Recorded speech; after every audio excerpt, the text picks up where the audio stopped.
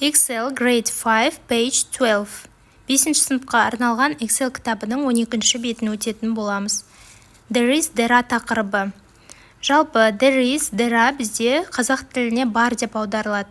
Мысалы, үстелдің үстінде телефон бар, үстелдің үстінде лампа бар деген сияқты. Осы жердегі бар сөзі бізде there is, егер бір ақ зат болса there is деп айтылады. Егер екі немесе одан көп зат тұратын болса, онда there are қолданылады, there are сөзі.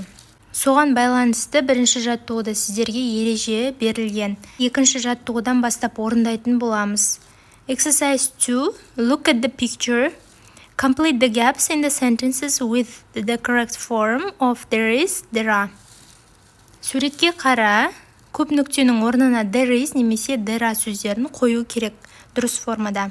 Егер жекеше түрде бір ғана зат болатын болса, онда there is қолданамыз. Егер екі немесе одан да көп зат болса, there are қолданамыз. Ол түсінікті ғой, яғни көпше түрде болса заттар. 1. Is there a bookcase in the living room дейді. Кітап сөресі бар ма қонақ бөлмеде? Yes, there is. Бар. Суретте бар, сондықтан да yes, there is деп қойған. 2. Are there any books in the bookcase? Кітап сөресінде кітаптар бар ма? Yes, there are. Деп жауап береміз. Бар. 3. Are there any cushions on the sofa? Диванның үстінде көпшіктер бар ма, жастықтар немесе? Yes, there are. Бар. 4. Is there a carpet on the floor? Полдың үстінде кілем бар ма? Полдың үстінде кілем жоқ, сондықтан no, there isn't қойдық. 5. Are there any curtains in front of the windows? Терезелердің алдында занавеска бар ма? No, there aren't болады, жоқ. Ешқандай да жабын жоқ. 6. Are there any chairs in the living room? Қандай да бір орындық бар ма дейді, отырғыштар бар ма? Жоқ. No, there aren't болады. Exercise 3. Үшінші жаттығу. Fill in. There is, there isn't, there are, there aren't сөздерімен сөйлемдер құрастыру қажет, өзің туралы шындық болатындай етіп. In my bedroom, there is a bed. Менің жатын бөлмемде кровать бар дейді. 2. There isn't a carpet. Кілем жоқ. 3. There are 3 chairs. 3 орындық бар. 4. There isn't a bookcase. Кітап сөресі жоқ. 5. There are 2 windows. 2 терезе бар. 6. There isn't a desk. Парта жоқ. 7. There aren't 2 wardrobes. 2 гардероб жоқ. 8. There aren't 2 posters. 2 плакат жоқ. Exercise 4. Төртінші жаттығу. Read the examples and complete the rules. Бұл жерде сіздерге ереже берілген. N бұл бізде белгісіздік артиклі. Немесе бұл one сөзінің қысқарған түрі ғой негізінде.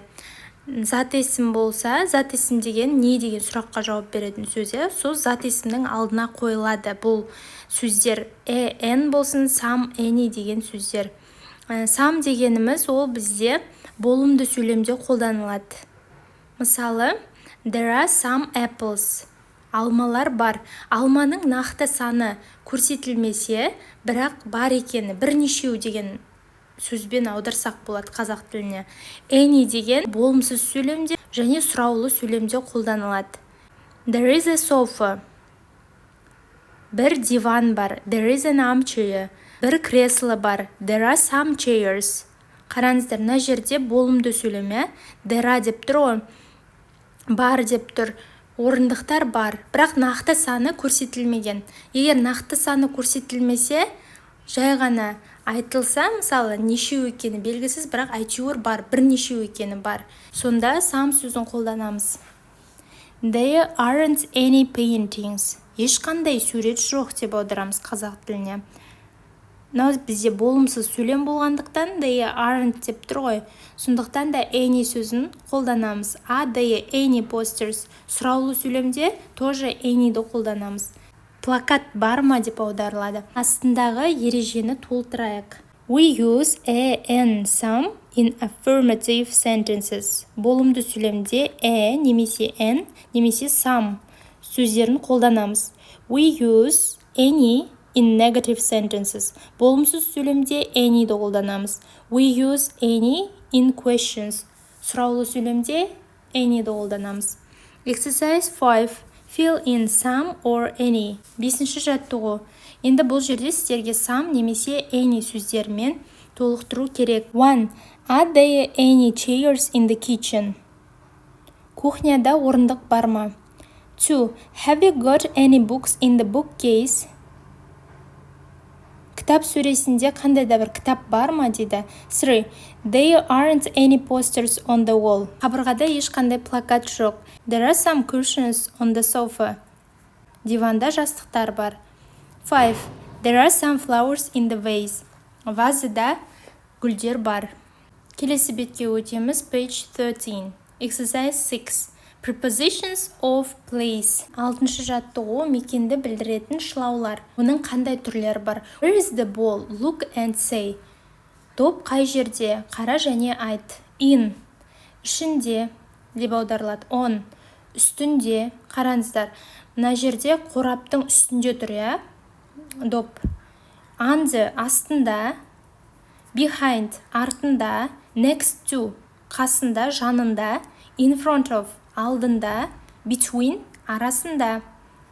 The ball is in the box. Доп қораптың ішінде. The ball is on the box деп айтасыздар екіншісінде. Үшіншісінде the ball is under the box. Төртіншісінде the ball is behind the box. 5. The ball is next to the box. 6. The ball is in front of the box. 7. The ball is between the boxes. Қораптардың арасында доп. Exercise 7. Look at the picture and fill in the correct prepositions. 7-ші жаттығу. Суретке қара және дұрыс шылауды қой. There is a table between two chairs. Екі орындықтың ортасында үстел бар. There is a lamp on the table. Үстелдің үстінде лампы бар. There is a chair in front of the bookcase. Кітап сөресінің алдында орындық бар. There are some books in the bookcase. Кітап сөресінде кітаптар бар. There is a lamp next to the piano. Пианиноның қасында лампы бар. There is a plant behind the piano. Пианиноның артында өсімдік бар. 8-ші жаттығу. Listen and repeat. Which floor are the people on? Бұл жерде сіздерде listening, тыңдалым. Оны мектепте мұғалімдеріңіз тыңдату қажет аудионы. Реттік сан есімдер ағылшын тіліндегі бірінші деген first болады, екінші second, үшінші third, төртінші fourth. Уже төртінші деп айтқаннан бастап бізде the деген дыбыс сөздің соңына қойылады. Сан есімнің соңына қойылады. Fourth, fifth, sixth, seventh, eighth кете береді ары қарай. Exercise 10. 10-ші жаттығуға өтеміз. Look at the picture. Суретке қара. Ask and answer. Сұрақ қой және жауап бер мысалдағыдай. Where are the pillows on the bed? Жастықтар қайда? Кроваттың үстінде дейді. Дәл осылай етіп, қазір мысалда берілген сөздерді сұрақ қойып және жауап беретін боламыз. Where is the vase?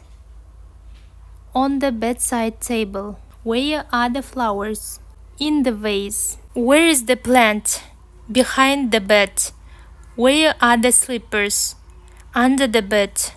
Where is the window? Behind the curtains. Where are the books? In the bedside table. Next to the bed.